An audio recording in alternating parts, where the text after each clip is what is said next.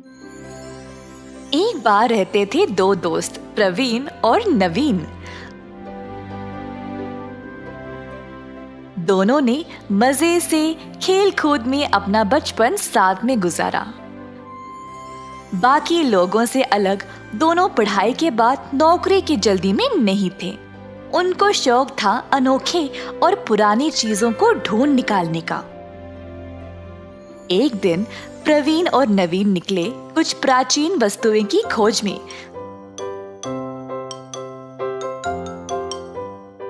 तो अचानक से उनको कोई अनोखी चीज कोड़े में मिल गई। जिज्ञासु होकर उन्होंने उस चीज को बाहर निकाला तो वो एक चांदी का छाता था।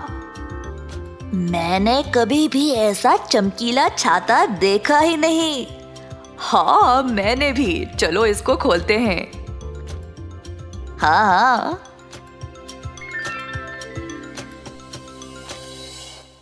आए आए, देखो इस छाते को, पूरा चांदी का है।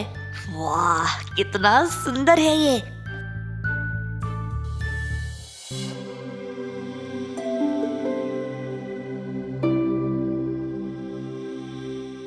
ओह, मुझे किसने जगाया? आए, तूने किसी की आवाज सुनी क्या? हाँ भाई, लगता है हमने यहाँ पर किसी की नींद खराब की है। वैसे यहाँ पर रहेगा कौन? क्यों नहीं रहेगा, मैं तो यही हूँ। प्रवीण और नवीन ये देख रहे थे कि ये बोलने की आवाज आ कहाँ से रही थी। इधर उधर देखना बंद करो, मुझे देखो, मैं छतरी हूँ। ये तो जादू है। तुमने कभी बोलने वाला छाता देखा है? अरे हाँ भाई, ये तो चमत्कार हो गया। मैं हूँ छतरी, जो भी मुझे खोलेगा मैं उसकी बात सुनती हूँ, पर अगर कोई मुझे अपने स्वार्थ के लिए इस्तेमाल करेगा तो मैं उल्टा उसको दंड देती हूँ। हाँ, हम जो मांगे आप वो करोगे?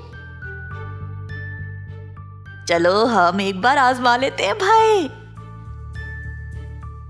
नवीन ने आसपास देखा तो उसको एक बूढ़ा आदमी नजर आया जो ठीक से चल नहीं पा रहा था। छतरी मेम साहब, आप उस बूढ़े को देख रहे हो क्या? क्या आप उसको एक छड़ी दे सकते हो क्या चलने के लिए? ऐसा बोलते ही बूढ़े के हाथ में एक मजबूत छड़ी आ गई। प्रवीण ये जादू देखकर हैरान रह गया। क्या कमाल की छतरी है ये। अब से मैं इसका इस्तेमाल करके अपनी इच्छाएं पूरी कर सकता हूँ। दोनों ने छतरी को साथ लिया। नवीन के घर पहुंचकर दोनों ने घर के पीछे एक छोटे से कमरे में इस जादुई छतरी को छुपा दिया। अगली सुबह नवीन के माता पिता उससे बात करने आए। नवीन बेटा, क्या सोचा है अब? नौकरी के लिए कहीं पे देखा है? नहीं पिताजी, मेरा रिसर्च अब समाप्त हुआ है। मेरे पास एक योजना है। जो भी प्राचीन वस्तुएं मैंने आज तक जमा किए हैं ना, मैं उनके साथ एक म्यूजियम खोलूंगा। म्यूजियम से तुमको क्या फायदा होगा? पैसे कैसे कमाओगे? म्यूजियम के अंदर जाने के लिए टिकट तो लगेगी ना माँ, वही मेरी कमाई होगी। नवीन के माता पिता को उसकी योजना पसंद आई और उन्होंने उसको अपना आशीर्वाद दे दिया। दूसरी ओर प्रवीण के माता पिता भी उससे बात करना चाह रहे थे, पर प्रवीण ने उनकी ओर ध्यान नहीं दिया। प्रवीण अपने घर से निकला और सीधा नवीन के पास आया। दोनों तुरंत नवीन के घर के पीछे गए।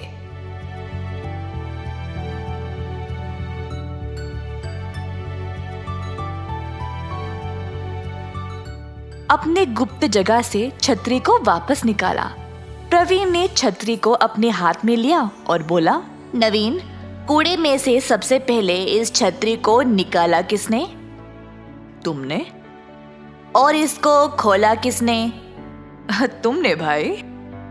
तो ये छतरी किसकी होनी चाहिए? मेरी। ये क्या बोल रहे हो प्रवीण?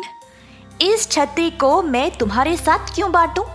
इस जादू का फायदा तुमको क्यों होना चाहिए? और इसको मैं तुम्हारे घर के पीछे क्यों छुपा के रखूं? तो आप क्या करना चाहते हो तुम? ये छतरी मेरी है, तो मैं इसको अपने पास ही रखूंगा। मैं इसको खुद के लिए इस्तेमाल करूंगा। यार, जब हमें ये छाता मिला तो हम साथ में थे ना? अरे भाई, हम साथ साथ बड़े हुए हैं और अब तुम ऐसी बातें कर रहे हो, मुझे धोखा दे रहे हो। कुछ भी बोल ले, ये जादुई छतरी तो सिर्फ मेरी है। ऐसा कहकर प्रवीण ने छतरी को खोला। खोलते ही जादुई छतरी अपने आप प्रवीण के हाथ से उड़कर नवीन के हाथ में आ गई। मैं सिर्फ नवीन की बात सुनूंगी, क्योंकि ये एक ईमानदार इंसान है और स्वार्थी नहीं। तुम्हारे जैसे धोखेबाज और मतलबी इंसान के साथ मैं नहीं रहूंगी प्रवीण। मुझे लगा तू मेरा सच्चा दोस्त है प्रवीण। मुझे यकीन ही नहीं हो रहा कि तूने मुझे धोखा दिया है। प्रवीण को समझ नहीं आया कि वह क्या करे। ना छतरी थी, ना उसका दोस्त। उसने छतरी को छीनने की कोशिश की, पर छतरी उसके हाथ में आई ही नहीं। छतरी ने प्रवीण को इतना डराया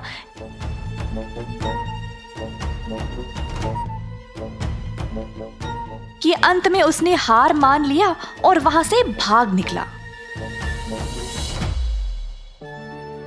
नवीन ने जैसे अपने माँ बाप को बोला था, वैसे ही उसने एक म्यूजियम खोला अपनी जमाई गई वस्तुओं का प्रदर्शन करने के लिए।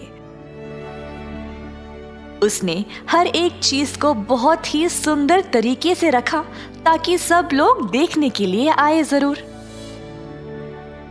नवीन की योजना के अनुसार बहुत सारे लोग म्यूजियम पर आने लगे। नवीन अच्छे से पैसे कमाने लगा और उनको जमाने भी लगा। पर नवीन वहां पर रुका नहीं। जादुई छतरी की मदद से वह अलग अलग जगहों पर उड़ता गया ताकि वह अपने म्यूजियम के लिए और चीजें जमा कर पाए। नवीन खुशहाल तरीके से अपना जीवन बिताने लगा। प्रवीण, जिसने अपने ही दोस्त को धोखा दिया, अंत में कुछ नहीं कर पाया। उल्टा अपने माता पिता पर बोझ बनकर बैठा रहा।